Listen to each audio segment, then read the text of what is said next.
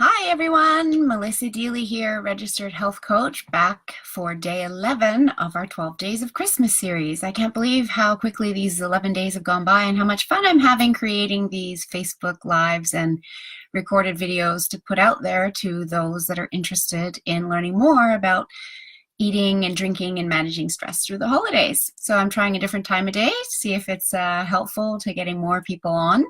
And today I'm talking about balancing stress.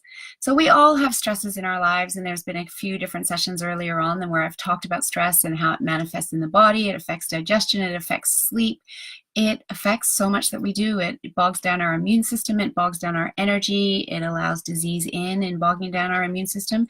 So we really have to be managing our stress well, and not just during the holidays, but every day of the year. And we all have stress, and sometimes are more stressful than others. But what we need to be doing is trying to balance out that stress as best we can. So first of all, there's different types of stress.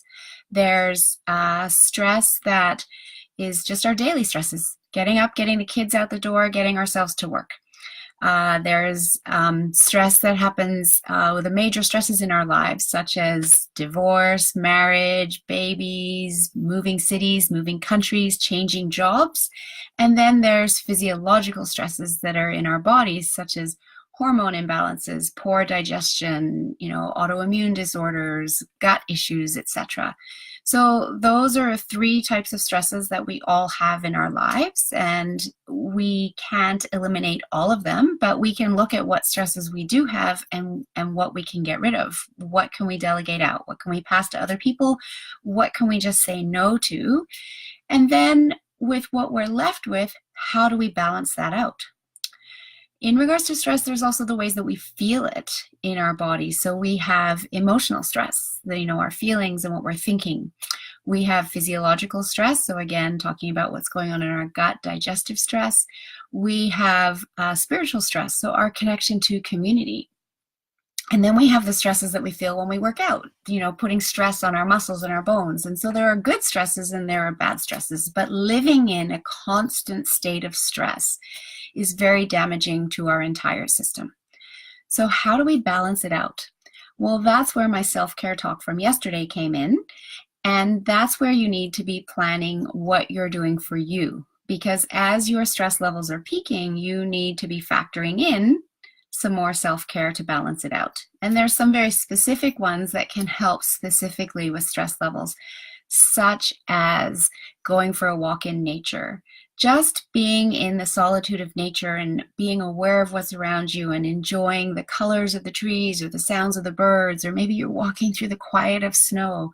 Just that has the ability to completely reset your nervous system and bring it down. You can enroll in a yoga program. You can, again, take a hot bath. I mentioned that yesterday as a great self-care option. You can try meditation. Some people think, oh my God, that's for, people that sit at the top of the mountain, some kind of a guru. But meditation is so incredibly powerful in, again, resetting the nervous system and healing the brain. And every moment that we're awake is actually a form of very, very, very slight damage to our brain damage.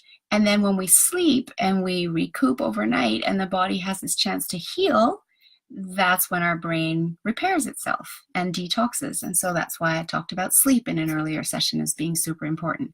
But meditation is a great way to be balancing out stress. And there's some really great apps that you can use as well. One of them that I like in particular is called Insight Timer.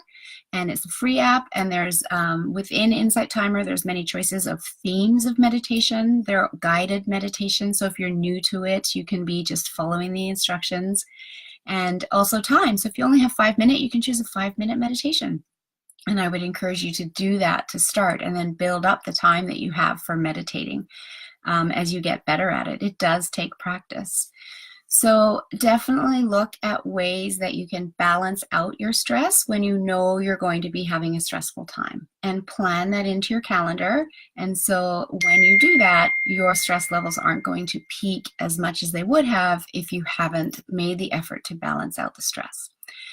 So have a wonderful rest of your day and afternoon, and I will be back here tomorrow for day 12 of my 12 days of Christmas. Thank you to all of you that have been joining and watching along, commenting and catching up on them after the fact. I really appreciate your feedback, and have a wonderful evening. Bye.